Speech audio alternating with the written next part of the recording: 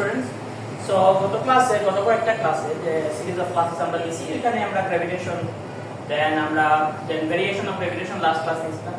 So এটারই একটা ভিন্ন টাইপ যে আগের যেগুলো সিকোয়েন্স ছিল এগুলো শুধু গ্র্যাভিটেশন ছিল, ভেরিয়েশন অফ গ্র্যাভিটেশন, এন্ড আমরা যে ওয়েট নিয়ে কথা বলছি, ওয়েটের অ্যাপ্লিকেশন নিয়ে কয়েকটা কোয়েশ্চেন করাইছিলাম। বাট আজকে আমরা রিঅ্যাকশন ফোর্স, যেটা একবারে ভিন্ন, কয়েকটা টপিক থেকে ভিন্ন। এটা কেন দরকার? এটা তোমাদের বইয়ে নাই, বাট তোমাদের বইয়ে লিফট আছে। তো লিফটে যদি যাইতে চাও, লিফটের যদি জিনিসটা বুঝতে চাও, তাহলে তোমাদেরকে এই জিনিসটা বুঝতে হবে। তো রিঅ্যাকশন ফোর্স, ধরো আমরা যে প্রথমে একটা एग्जांपल দিছিলাম যে ক্রিস গেইল ক্রিকেট বল মানে ছক্কা মারে, রাইট? হিট করে বল দিয়ে। তো ক্রিস গেইল যখন বল দিয়ে হিট করে, আর তুমি যখন একটা ফুটবল হিট করো, তখন ফুটবলটা কিন্তু উপরে যায়, ঠিক আছে? ফুটবলটা উপরে যায়। এখন উপরে যাওয়ার পর নিচে আসে এবং এই জায়গায় এসে থেমে যায়। এটা কি আমার সারফেস না? এটা তো আমার সারফেস। বা তুমি অনেক ভিডিওতে দেখছো যে যখন উপর থেকে কেউ ঝাঁপ দেয়, এখানে কিন্তু উপর থেকে ঝাঁপ দেওয়ার সময় কিন্তু পড়তে থাকে, কিন্তু যখন সে সারফেসে আসে তখন কিন্তু সে থেমে যায়, আর কিন্তু নিচে যায় না। বাট আমার যে ফোর্সটা জেনারেট হচ্ছে, আমি যে তোমাদেরকে কয়েকটা ক্লাস ধরে বলছি, আমাদের যে ফোর্সটা জেনারেট হচ্ছে ওইটা কিন্তু আর্থের সেন্টার থেকে জেনারেট হচ্ছে। বলছিলাম না যে আমার সেন্টার থেকে, রাইট? এন্ড সেন্টার থেকে কিন্তু এই পুলটা হচ্ছে। তো আমি যখন এই বলটাকে যখন আমি উপর দিকে দেই, তখন এটা কিন্তু যখন আসে, এই যে ফোর্সটা, এই যে পুলটা সে যে ফিল করতেছে, এটা কত থেকে? এই সেন্টার থেকে না? এই সেন্টার থেকে। এখন এই সেন্টার থেকে যখন যদি সেই পুলটা ফিল করে, তাহলে তো সে ওই সেন্টারের দিকেই যাবে, ঠিক না? সে তো ওই সেন্টারেই যাওয়ার কথা। কারণ সারফেসে যখন আমি আসি, ধরো আমি যে আমার ওয়েটটা ফিল করি, এটা কেন ফিল করি? কারণ একটা পুল আমার উপর কাজ করতেছে, রাইট? এই যে আমি এখানে দাঁড়ানো, আমি যে আমার ওয়েটটা ফিল করি, কেন ফিল করি? কারণ আর্থ আমাকে তার সেন্টারের দিকে কি করতেছে? পুল করতেছে। বাট এই যে পুল, এই যে আমি উপর দিকে জাম্প দিলাম, রাইট? এই দেখো, উপর দিকে যখন আমি জাম্প দিতেছি, আমি কিন্তু নিচের দিকে আসতেছি। এখানে কিন্তু আমি কিন্তু স্টপ হচ্ছিল কোনো জায়গায়, কিন্তু আমি যখন সার্ফেসে আসলাম তখন আমি স্টপ হয়ে গেলাম। এটার কারণ এই যে কারণটা, যে ধরো তোমরা টাগ অফ ওয়ার খেলছো অনেকে, বা আর্ম রেসলিং।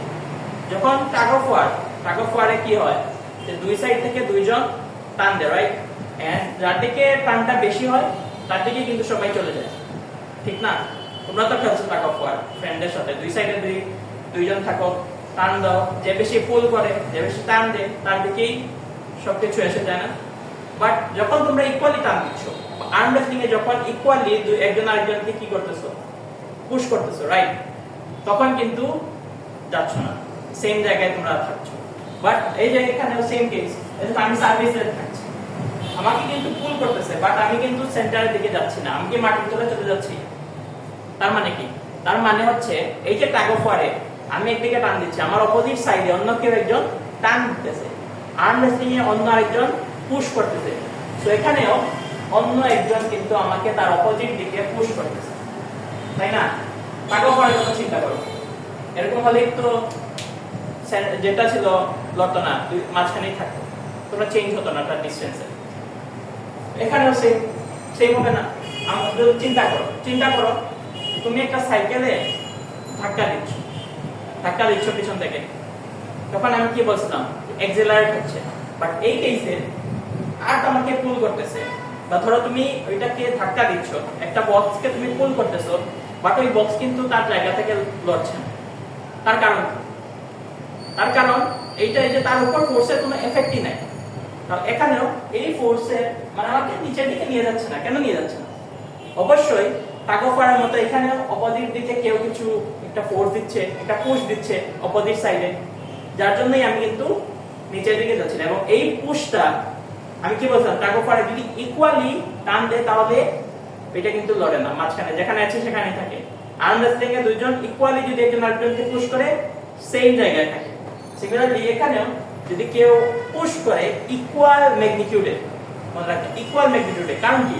কারণ ধরো আমি ওকে 1 নিউটনে ধাক্কা দিলাম, ওর মধ্যে তো কিছু অ্যাক্সিলারেশন জেনারেট হবে না? যে প্রথমে যে বলছিলাম যে আমি যে সাইকেলের পিছনে ধাক্কা দিচ্ছি, কিছু অ্যামাউন্ট অফ অ্যাক্সিলারেশন তোর উপর জেনারেট হচ্ছে। বাট এখানে আমি তো সেম জায়গায়, এই দেখো আমি দাঁড়ায় আছি, আর তো আমাকে পুল করতেছে, রাইট? আমার তো একটা ওয়েট আছে, ওয়েট কি এটা ফোর্স না? আমার তো একটা যেহেতু আমাকে একটা ফোর্সে পুল করতেছে, আমার তো সেন্টারের দিকে যাওয়ার কথা, আমার তো এখন মাটির তলে যাওয়ার কথা সেন্টারের দিকে, বাট আমি যাচ্ছি না। কেন যাচ্ছি না? কারণ টাগ অফ ওয়ারের মতো আমাকেও ঠিক উপর দিকে কেউ একটা ফোর্স দিতেছে। এই যে ফোর্সটা, এটাই হচ্ছে রিঅ্যাকশন ফোর্স। বুঝতে পারছো যে কেন এটা?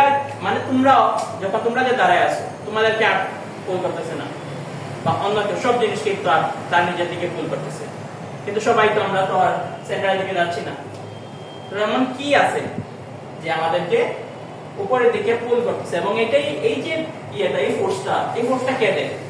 ধরো তুমি একটা বিল্ডিং থেকে একটা বল করলা, মানে ফ্রি ফল করাইলা, এটা বলকে তুমি ছেড়ে দিলা উপর থেকে, তুমি কি দেখো নরমালি? কোন একটা জিনিসকে তুমি ছেড়ে দিলা, কি দেখো? নিচে পড়তেছে এবং পড়তেই থাকতেছে। কতক্ষণ পর্যন্ত? যতক্ষণ পর্যন্ত না সারফেসে আসবে। তাহলে সারফেসে যে আসতেছে, সারফেসে এসে কেন সে স্টপ হয়ে যাচ্ছে? সেন্টারের দিকে কেন যাচ্ছে না? আমার তো পুল তো সেন্টারের দিকে, ঠিক না? পুল যখন সেন্টারের দিকে, তাহলে তো সে মাটির তলেই চলে যাবে। কি এমন আছে যে তাকে করে দিচ্ছে, উপরের দিকে একটা পুশ দিতেছে?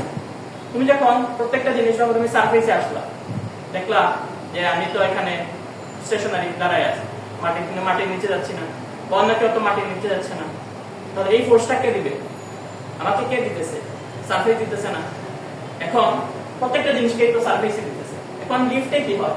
লিফটেও সেম একই জিনিস।